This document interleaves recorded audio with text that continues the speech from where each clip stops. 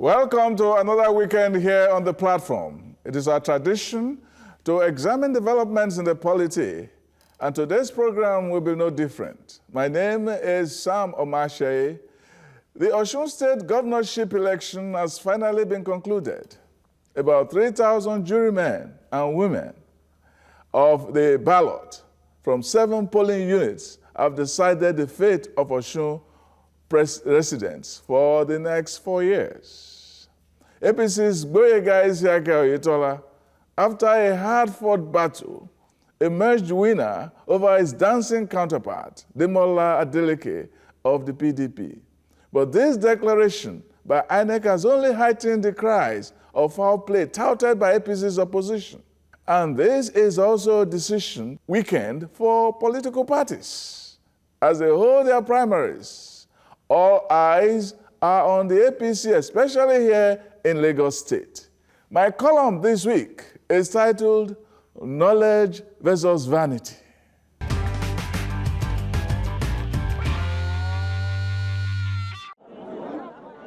In an election where over 700,000 people were to launch a new leader through the votes, it boils down to barely 3,000 persons. The fate of millions of Osun State citizens caves in to the oligarchy of the people. Oligarchy often entails men of money, influence and power, wheel horses on the crest of society. But for Osun State, we have the oligarchy of mere mortals. Those who will on Thursday decide whether it is the APC or PDP will not be a crowd in a serpentine queue curling into the streets across the state. Whether it is the dancing fellow with the chef's cup or the quiescent financial wizard with a shy tongue, it is not the will of the collective people this time. It is the will of the people, all right. But a few, in micropolitics, determining the large macrocosm of the collective will. It may not be the moneybags per se, not the big-time businessman, not the bureaucrat. We may have a sprinkling of them, but it will be the owner of roadside market stall, a mechanic, a wizened teacher, the tottering old retiree, the amala peddler who will lord it this time. They are the strange oligarchs. It is a fleeting crown owned in less than half a day, but an accolade of consequence. From now, the real oligarchs, the party mavens and warriors of political retailing, will turn them into the damsels of democracy. They will woo them, make horse trading for them. They will reach for the governor's purses, coin the right language, bow where necessary, rise with them, paw, bribe, cajole or tease. These oligarchs will vote in the few polling areas cancelled by the professorial INEC umpires. This breed of Democrats is rarely seen in history unless we flash back to the Greek era or the turbulence of the Italian democracy in the age of Machiavelli. It sometimes is one person like Rosa Parks who ignited a revolution for not moving her feet, or Harriet Beecher Stowe who authored the earth-shaking anti-slavery novel Uncle Tom's Cabin. When she visited President Lincoln at the White House, he remarked, "So, you are the little woman that wrote the book that started this war?" Or a group like the few young black men and women who set the stage for the civil rights tempest in the United States. The late journalist David Halberstam documented that age in his immortal book, The Children. But they are not the typical oligarchs. Their power is basically passive.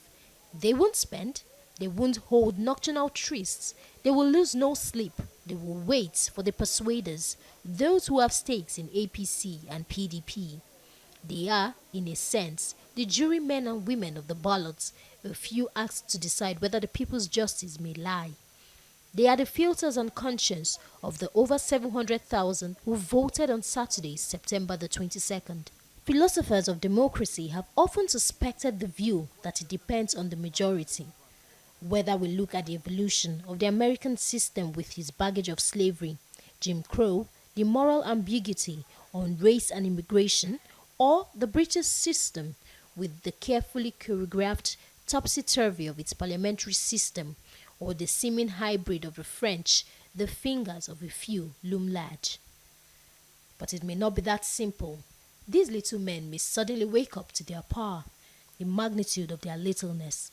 Politicians may now turn the few polling areas into new areas of command, knocking from door to door. As our politics goes, the new minted politics of the stomach may pop into significance. Will it be free and fair from the point of view of those who collect money and cook for the day, or will it be free and fair for the people? The little man wants to decide big. As Winston Churchill, who loved and hated democracy, stated, "At the bottom of all tributes paid to democracy is the little man." But while all these are taking place, how much thought has gone into the biography or track records of the leading candidate, especially the chef-carped Adeleke? How many of the people think about his thespian proclivities, his penchant to dance if uncreatively? How does a dancer become a candidate when he is an airhead, a mercurial entertainer, unable to rise as a student, and whose only badge of honor as a scholar is an F9 at school certificate according to the West African Examinations Council? How does a man with little knowledge become a hit with the little man? And how does he handle education and succeed a man, Rauf Aregbesola, who has raised the stakes in education for a generation in the state, not only with school feeding, but equipping and building some of the best in the land? How does a dancer associated with a high-fly relative who can sing and who speaks English that stammers understand how to pick a good handler of infrastructure or youth empowerment or healthcare system? Were his voters not conscious they were trying to enthrone an Alawada as governor? It is one of the tragedies of democracy that knowledge is not as important as sentiment. Sentiment can be cloaked as knowledge. Some of the great supporters of Trump or Erdogan or Duterte or even Hitler, Franco, are not necessarily dumb. Knowledge has ceded its pride of place to nativist hysteria or quest for entertainment. They won't concede they have no knowledge. Rather, they will think, in the words of the writer Isaac Asimov, that my ignorance is just as good as your knowledge. Have those people reflected on the profile and achievements of Oyetola? Maybe not. Maybe they prize dramatics over mathematics, flamboyance over performance, or they want stage performance as governance. The heft of Oyetola's following only indicates that, in spite of Aregbesola's challenges, many saw the brilliance over the mistakes, the infrastructural work, scores for education and healthcare, especially his triumphs in the areas of the welfare state unequaled in the country. So, September the 27th will be the day of the little man to make the point. Will he vote knowledge over vanity? That is the question.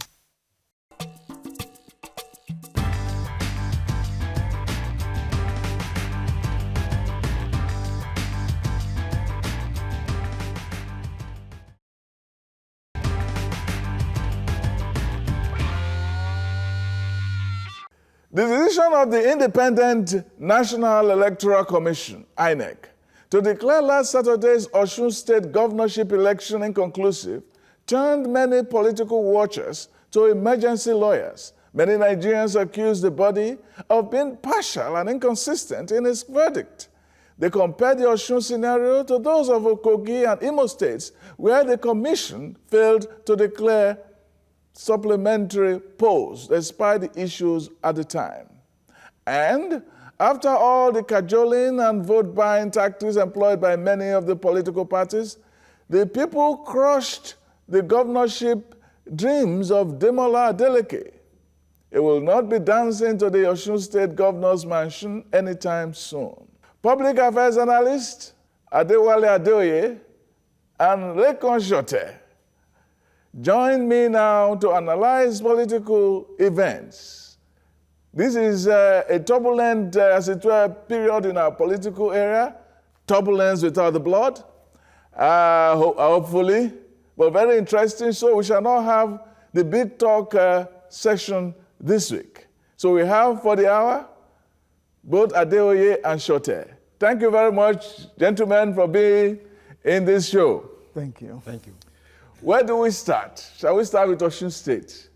I think that's Can you give me a brief periscope of what you think happened in Osun over the week? Unfortunately, I couldn't. I was supposed to be there, but unfortunately, it didn't work out. But monitoring and talking to a few people, what I can report from the reports of other people is to say that there are reports of people being prevented from approaching polling booths. I'm very wary of what I see on social media, but I saw photographs of some people with blood dripping on their heads. Somebody could bring 2016 photograph and put it there. Yes, so all those things. But there was some chap, I think last night, while the result was being read, I think on TVC, or one of the stations I was monitoring. That's Thursday night, yeah. Yeah, and some Adeleke gentleman kept repeating the fact that these things happened. Yeah. People were prevented, people were beaten. About 3 or 4 times he came up to say that. So, and I don't think he would just come up and be No, but he should provide evidence. He didn't provide evidence. Well, the other people say they never got reports. Yes, the umpire said. And then somebody also came up and said, well, if you said people were turned back, how come you had 165 voters in a particular place? Yes. So it's, And the number, the differential between the registered voters and accredited voters was substantial for you to say, yes, something robust took place. Something happened, yes. Yeah. So, but summary of this is that it turns out that the results favors Mr. Oyetola. And well, that's just the way it is, as far as I'm concerned. Even in spite of those observations by this gentleman, I think largely it went well. Yeah. Now, what do you think? I mean, this was supposed to be a tough election going in. Did you expect it to be like this? How come it turned out the way it was? Well, I think there are so many issues around the Osun election. In the first place, if you look at the difference, the first ballot, 353, was an indication that either of the party could have won the election.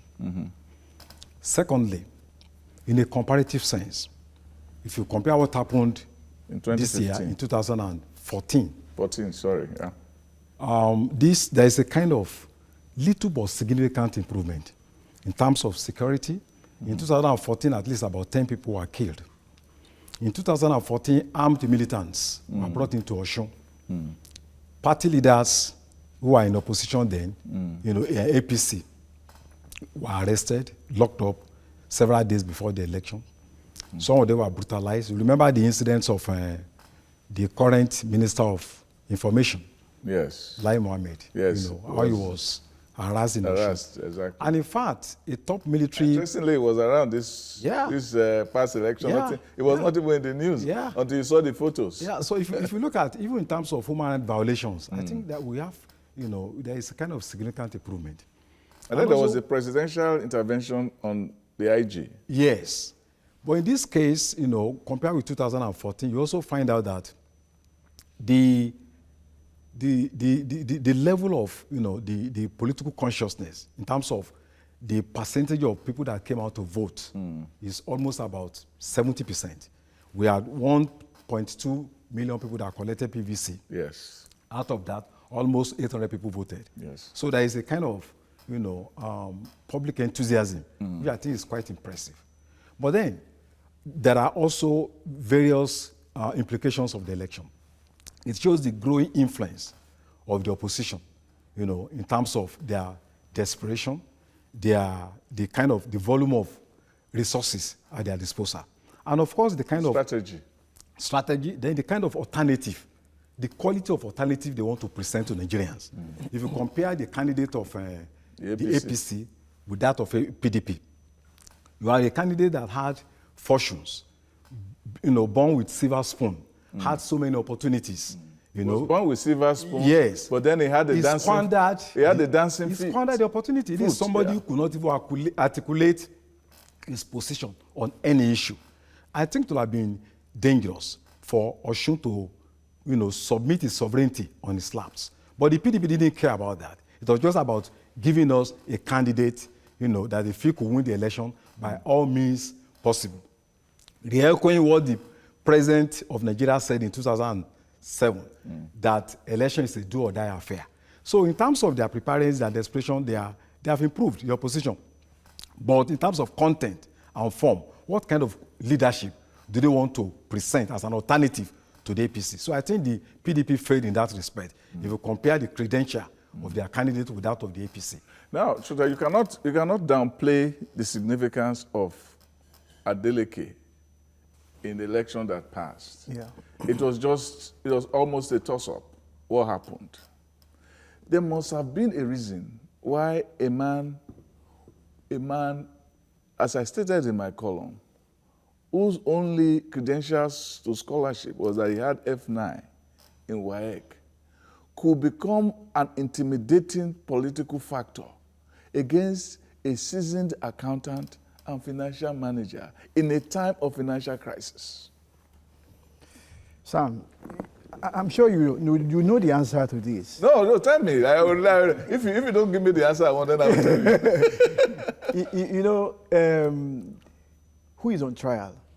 It's APC that has been in government for the past 8 years, almost 8 years.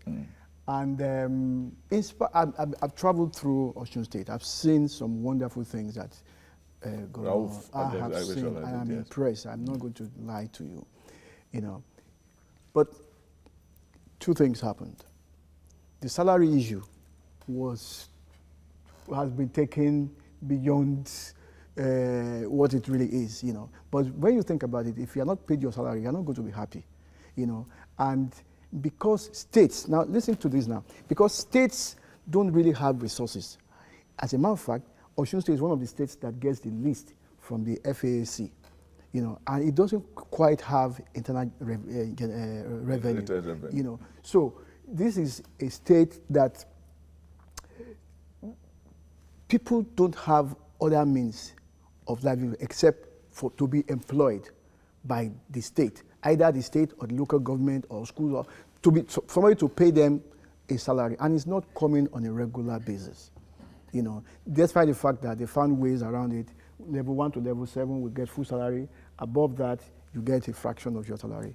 It's all right. But the point is that was a potent weapon in the hands of the opposition. One. And two is that the sympathy vote, that when the late Shehu Bawon, the late governor of, who was a senator. Yes, Senator Adeleke, he died, and you know what happened. The brother, they presented the dancing senator now. Yes.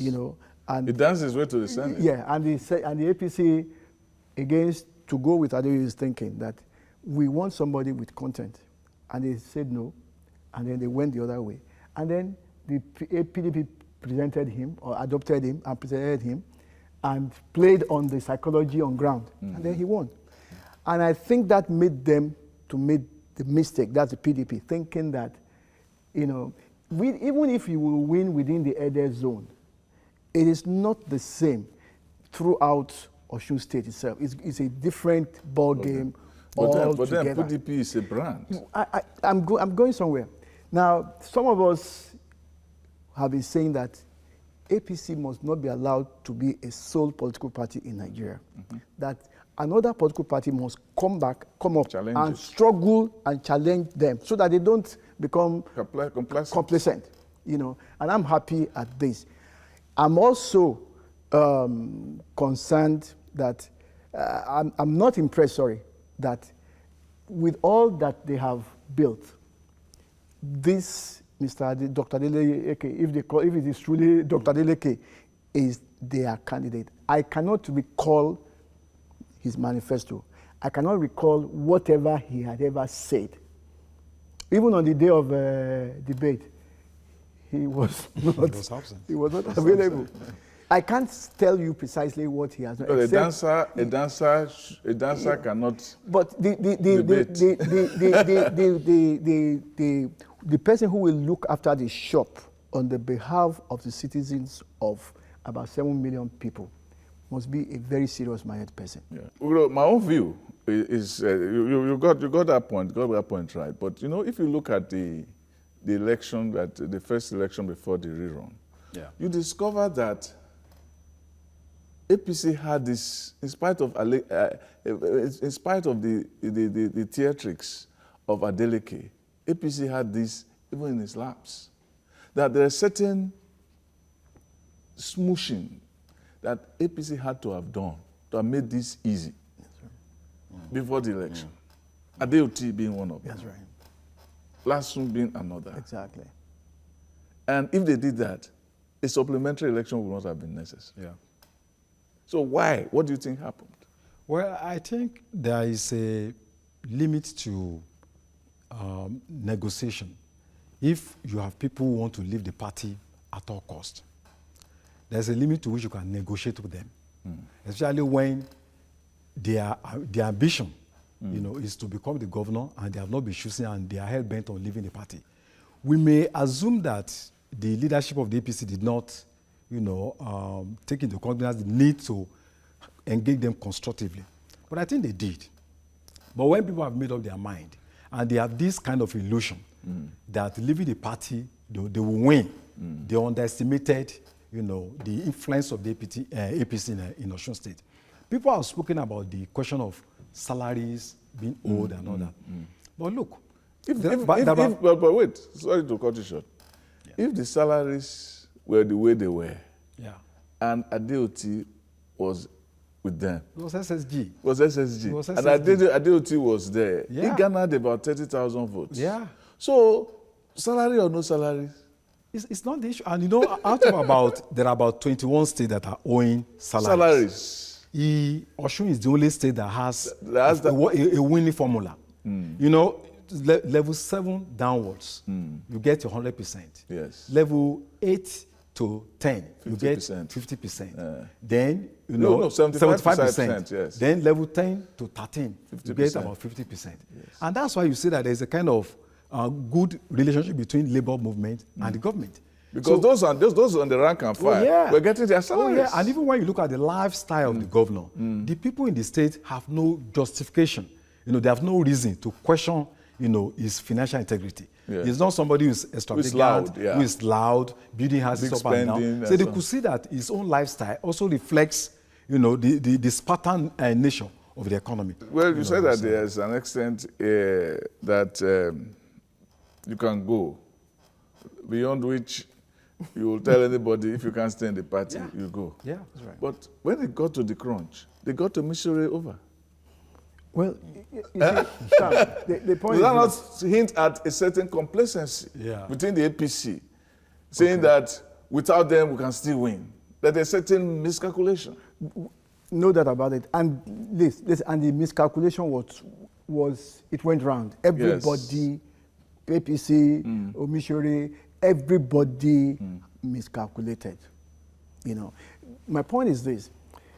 That political parties are formed to advance even private interests. Political parties are formed to advance private interests. Of course. Okay?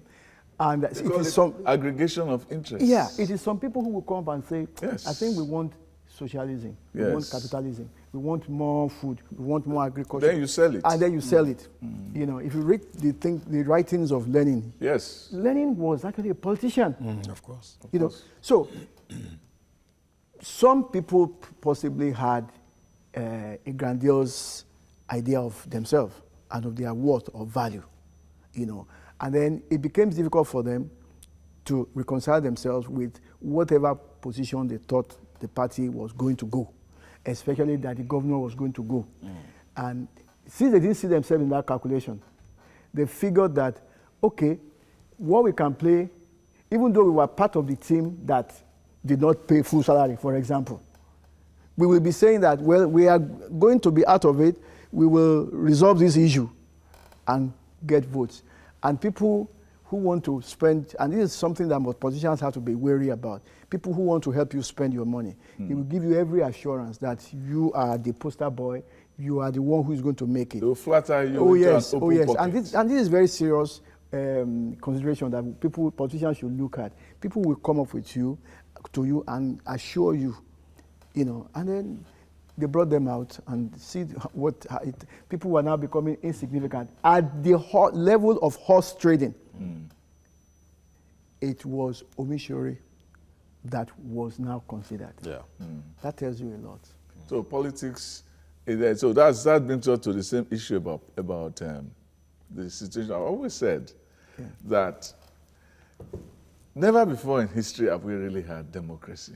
Okay. What we have is republics. And republics is about institutions, about deal making at every rate. Even in Greece, Athens, where this all started, they even had slaves. Yeah. So if you say that democracy had a golden age, we are yet to get that golden age. That even in the US, anything can happen. Yeah. So it's about deal making. So when people were saying the people are angry over salaries, the people are angry with Aregbesola because of this and so on, politics is about the people, but it is how you use your deal making to put the people to your side. That will determine the direction of the politics. Exactly. So that's why I say in most cases, we don't run a democracy, we run a republic. Yeah. But we like to call ourselves democratic. We say it's democratic. Because it's an aspirational. It's an aspirational statement and temperament for you to say, okay, we are running a democratic system and so on and so on. Maybe many people need to be educated on that. That's right. Now, given that Oyetola has won, I want you to contrast Aregbesola and his successor, and why you think it has historic significance. Well, in many respects, it was the chief of staff, and he's from, the business community as an insurance person. He has meritorious, more than two decades of service. Meritorious service, from the business community. So I think being a chief of staff for, about 8 years. Yeah, tutelage. He has, grip. He has a grip, firm grip on the state. He has a deep understanding, of all the issues, political, cultural issues. So I think he is in a better position to deal with the challenge that may come up, in that state. He's been part of that process for the past 8 years. Just like Fashola and Jackson. And he has a lot of goodwill in the business community. So in terms of trying to, in partnership, with the business community, public-private partnership and all that, even in terms of getting support from international community based on his credibility, I think it's not going to be a problem. I believe he's up to the task, and I believe that he's experienced enough to govern that state. And of course, he's also a party man. He's an organizational person. He's an organizational person. So, and I also believes in party discipline. If it's not popular within the party, there was no way he could have won. And of course, you also see the kind of the fact that the APC people say they don't negotiate with other people, they want to do things. I don't agree. For the party chairman or chairman to come down to Osun State to go and meet Omishore, it was an indication that the APC didn't want to win using unconventional means. If it had been PDP, they wouldn't have gone into the set of negotiating with. They would have just muscled their way and then bulldoze their way in the most savage form. So, but Oshomole was there, about 6 governors. How many PDP governors visited Osun during the second balloting? Where were the senators? They were nowhere to be found. They didn't take it serious. They were a bit complacent. So I think Oyetola is... Good they use the word complacent because it was APC that seemed to me complacent until the last days of the election. And then when it got to the rerun, it turned out that it looked like it was the PDP that became complacent. When it was time to play the penalties. So I think the people of Osun have made the right choice. They have made the right... You can still make... there are still a lot more distinctions to make between Aregbesola and Oyetola. Well, are we going to look at... you can look at temperament, for instance. Temperament. Just as he has said, a corporate player, very urbane, very sedate, cool, calm. And I think that's how he could have played the game, the role of chief of staff very, very well. To somebody like Aregbesola, who, from what you see from outside, you could say it could be somebody who is excitable. And dynamic. And this aspect of religion, where people somehow have branded Aregbesola, I think wrongly. Very, very unfair. In my mind, wrongly, that they are branded as if he's trying to impose Islam on somebody. I don't think this gentleman comes with that baggage no, at all, you know. And just as he has also said, well, maybe we can then also look at the similarities. They are party men, they are organization people, and they are just the same way Aregbesola has gone through the ranks to where he found himself. This gentleman has been calm and humble and allowed himself be faithful to the system, you know, and then it throws him up.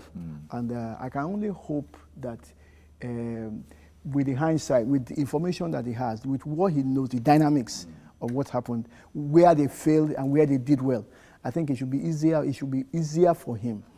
Aregbesola was the man who went ahead. That was the John the Baptist. He is going to be the Christ. Another thing is that Aregbesola came in as the activist, the idealist. That's right. The idealist, the man who would do everything. That's right. And he had a big picture. And he had that big picture, that energy, and sometimes even juvenile dynamism about him, which he wanted to throw into a system that was staid and decadent and even not looking forward to so many things. Like education was really terrible, you know.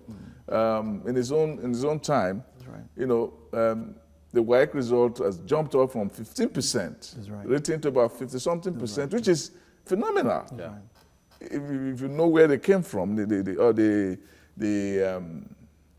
number of school intakes and the concentration on feeding and all of that, in infrastructure, it did a lot of work there too. And then the welfare part of state, which is the human aspect of governance, which many people have not taken cognizance of, whether it is taking care of the old, the elderly, taking care of feeding, taking care of children, and a lot of things. You know, it has done that youth empowerment, giving them jobs to do.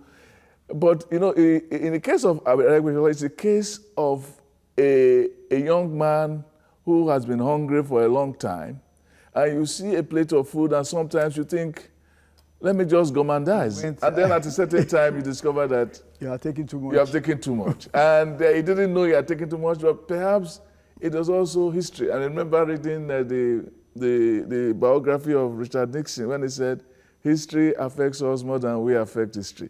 He was saying that, you know, in the case of Aregbesola, it was banking on. Some people would say now in hindsight that it was naive. But if the oil price had remained where it were, we would probably have been talking about somebody who was of a messianic quality. Just about last week, again I read the autobiography of Chief Awolowo. Yes. I could almost see some similarities between Aregbesola and Chief Awolowo. When Chief Awolowo was talking about free education, some members of the party actually thought this man is crazy. That he's going to overreach himself. Yes. That, well, I think we have been telling him, it appears he's now going to going over the bend. And he came out with unusual policies. Things, he would sit down, this is how are we going to make the money?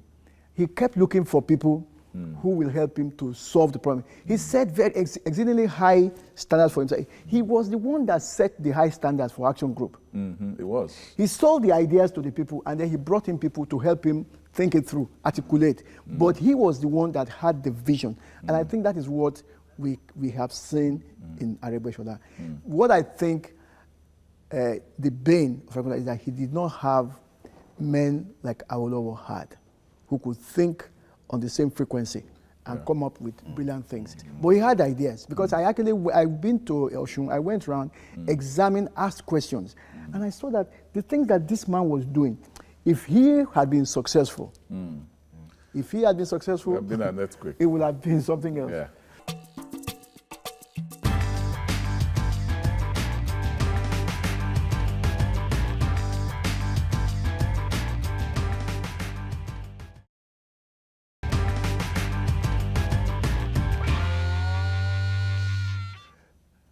Let's of course talk about, let's be philosophical about direct and indirect primaries. Should there have even been a controversy over what should happen? Maybe you can take that first. Go ahead. Well, I think there shouldn't be a controversy. But then why is there a controversy? Yeah, I think some people felt their own personal interest was at stake, and they had to insist on indirect primary. I was so excited when I saw the intervention of a trend within the APC represented by Shiwaju, saying that, look, let's take, our request to the people. Let the people decide the fate of who will lead them. And I think it would be shocking if any true Democrat will stand up to oppose kind of, direct primary, because it's inclusive. Most of the people, when you talk about indirect primary, they are ESCOs at the world level. Most of these who are handpicked by their governors, they are not true representatives of the people. But direct primary, is for everybody to decide the kind of candidate that each person wants. So for me, I think that is the most democratic thing that any party, any process any party could adopt. Any party that really wants to see itself as a party driven by the interests of the people. So I think this, in spite of the opposition to that, to that suggestion, I think it's the best thing, for APC to adopt. And I think to really help the party to strengthen it, Yeah, what did you say? Well, let me take you back into history, into the era of enlightenment in the, shall we say, the 17th century or 18th century. 18th century. Yeah. Voltaire thought that, well, while people like Jean-Jacques Rousseau were thinking that, well, let the masses decide for themselves. What do you call it? The popular will. The popular will. The collective will. Yeah. People like Voltaire were thinking that, well, it is also good for you to have enlightened representation. Yeah. That was, I guess, why American system came up with the idea that, okay, you have to have property before you can even begin to talk about voting. You have to have something at stake. We have to know that you have engaged so that you can think through the problem, rather than somebody just calls you and you can't even begin to understand the issues for you to now begin to say you are going to vote. And I guess that's why they have what they call the electoral college system in America. And I was reading the biography of Sir Winston Churchill. I found that, look, in England, you don't even have to belong to a particular constituency. You can come from Anywhere and come and the structure is on ground. The same thing in the US. The structure is on ground. The structure will adopt you and then present you to the party. Do you understand? Now, and when they present you to the party, they are the grandees of the party. They are the ones who decide, really. At the end of the day, this direct or indirect that we are talking about, at the end of the day, there is always still going to be an avenue for influence. Yes. Whether direct or indirect. That's just as you are talking the issue of democracy and the republic. Exactly. Yes, we still go back to it. Now there are some contentious areas within the primaries that we're going to see on Sunday. Yeah. We have Kaduna. It looks like El Rufai has said with his people, we are going to have indirect primaries, and he's the only person running. That's right. And it's just going to scale the party. That's right. And then all the Shehu Sanis and all of them have turned out to be just hecklers in the party. That's right. Yeah. Another one is we have Rivers. How would you comment on Rivers? Well, I think there is Abe. There are four or five of them. There are about 4 contestants. Yeah, but there is a candidate already anointed, which is Cole. Tonye Cole, the oil baron. That's right. But I think there are 2 major trends in APC in Rivers State. For me, I think it's very difficult to predict now because the 2 sides appear to have equal strength. Can they have equal strength when they are using indirect primaries? Because Abe feels that he has already been disenfranchised. Yes. You see, that's why when you are talking about direct and indirect primaries, yes. the experience we have had in recent times, you find a situation where the candidates are taken because they are few. You know, they are fewer than when you have direct primaries. It's easier to manipulate them. You take them and camp them in hotels, give them 200,000 naira, 250,000 naira, pay a lot into their account, and then at the end of the day, they are not voting according to their conscience. So with what we are going to see in Rivers, I can predict that the outcome of that election will be contested. And will be contested, let me use the word, legally. Bitterly. Yeah, it's going to be. Legally, but what prayer does Abe have? The only thing Abe has is legal, saying that the legal basis for the ESCO has been against the Constitution. So if he challenges the constitutionality of that ESCO, by that, anything the ESCO does is to that extent of his invalid. Yes. Rivers is also generally, traditionally been influenced by geopolitical considerations. You have the Ogoni that usually votes en bloc.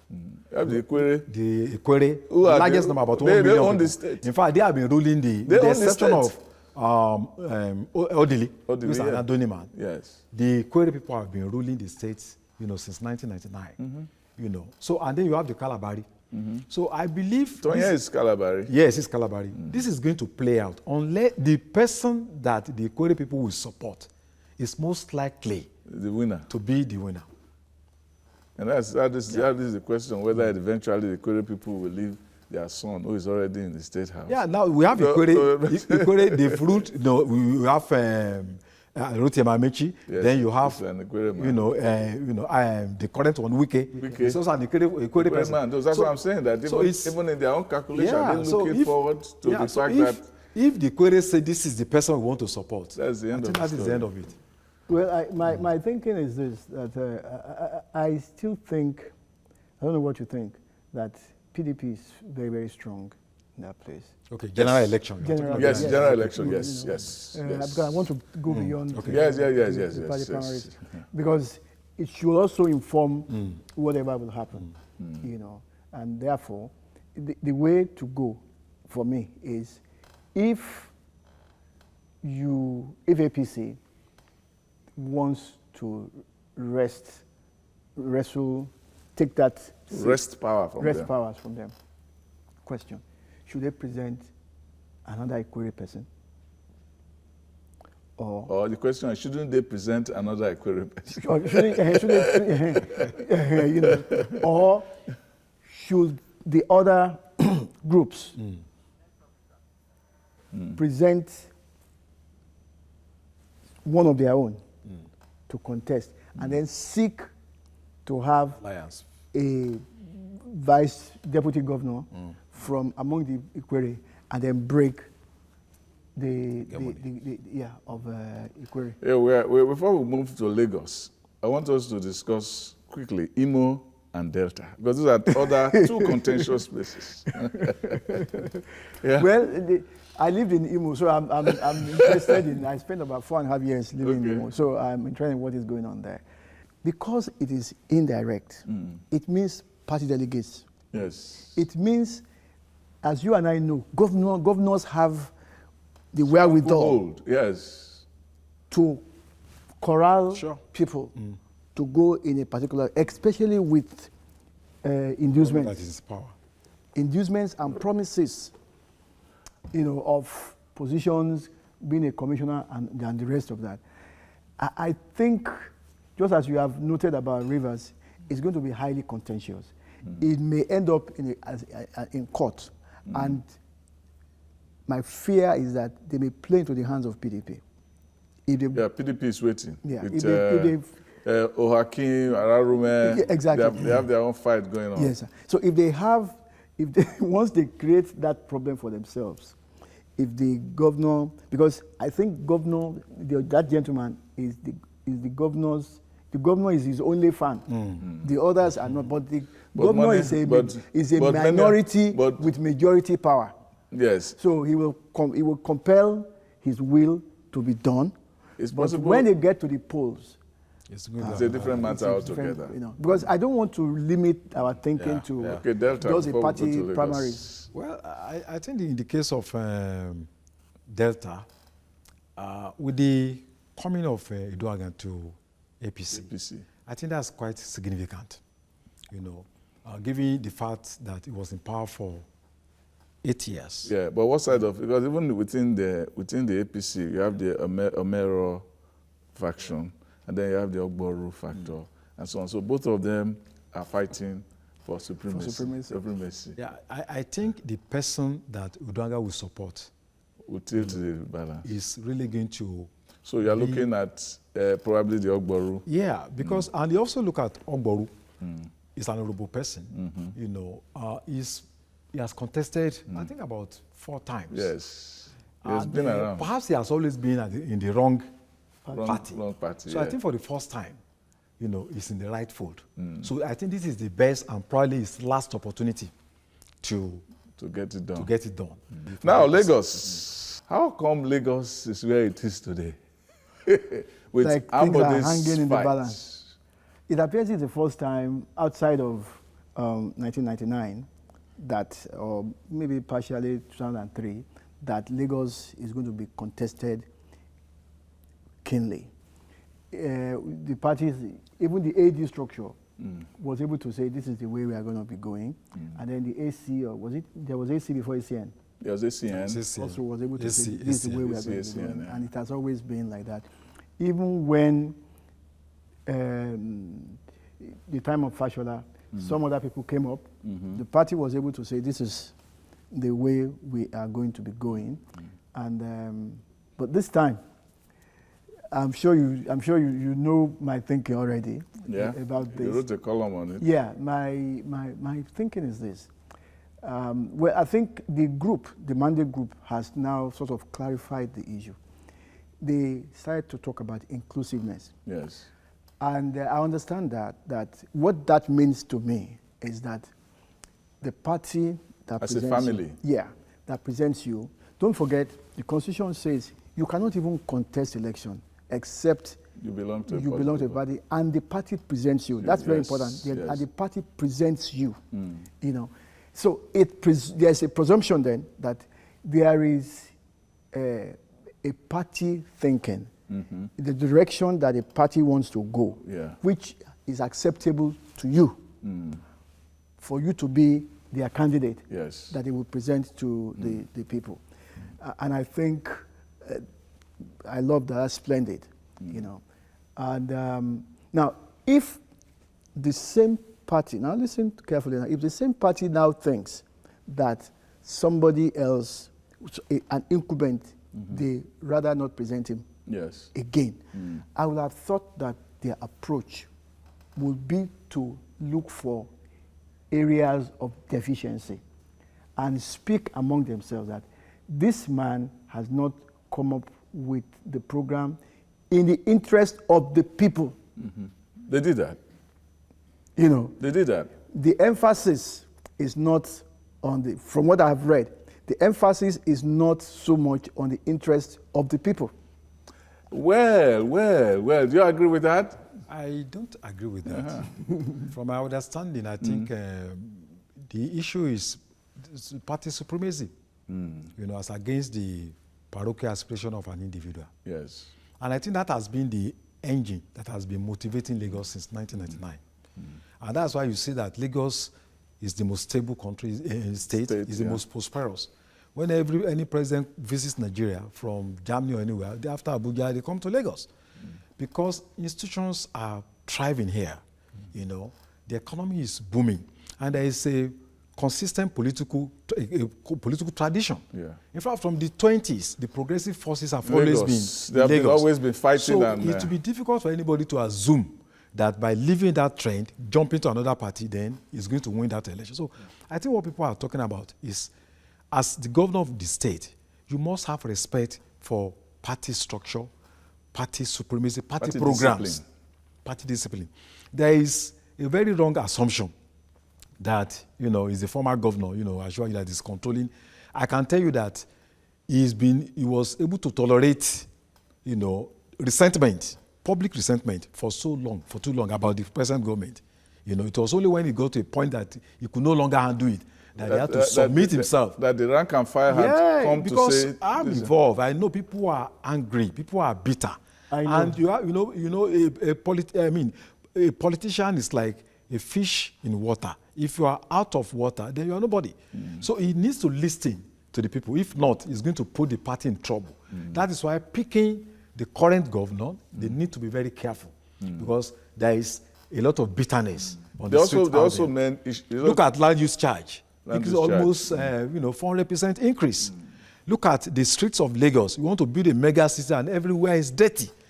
People write letters. The social movements in Lagos, the self-determination groups, the market women, the traders. These are very strong social movements apart from the political parties. And I know they have, they are blood bound. With the Ashwaji leadership. Yes. So if there are complaints, you made that point in your column. Yeah, I did. Yeah. My point, overwhelming complaints. The leader has no option than to bend himself and subject himself to my point is the this. aspiration of so I think that's what is going on. You see, what I have, now I'm happy you say you are like more or less like an insider.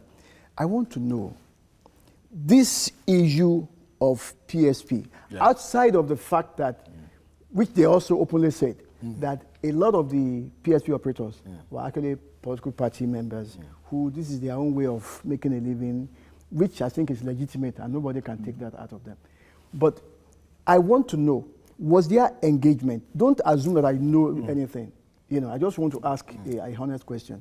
Was there an engagement that, listen, it's apart from the fact that we or anybody is benefiting from this business, that what are you doing especially to ensure that the garbage level in Lagos is no longer this high? Yeah. It is intolerable. You recall the time of Ashwaji when he was governor. When you get to Martin Street, there was a pile, for years. Yes. And that was, for me, a big scandal. Yeah, it was later then that they came with, that's why I came out with this solution. It created the Ministry of Environment. Exactly. With Tunji Bello. Exactly. To head it. And I think the idea was that you journalists were the one attacking me. We'll give you one of your own. I remember. I discovered that since that time till, especially the time of, towards the end of Tinubu's area, the thing had come down. Yes, and Fashola cleared everything. So for me, that's a very big issue. I would have thought that they would engage the governor on that issue. Then the land use. I'm asking a question. I think we can go on and on. We are running out of time. In addition to we are running out of time. So the whole thing is that there was the PSP people. There were complaints about them, but they're not perfect. But the point was not to just cut them off, and that was the problem. That was the problem. Substitution. Well, the election that will be tomorrow, Sunday. That the polls will take place. I think it's been pushed to Sunday now. Yes, tomorrow, Sunday. Okay. That's when it will take place. So we'll see how it goes. Well, it's been a very feisty and interesting hour with Adeoye and Shote. Very, very cerebral. Thank you very much. An analytical duo I have on my show today, since we don't have the big talk this week. It was all worth it. Thank you very much for being on this show. Thank you. Thank you. Thank you for watching the program today. You can catch up with my published columns and articles on my website, www.samomashe.com. Also follow me on Twitter. My handle is @SamOmashe. Enjoy the rest of the day, and until next time, be good.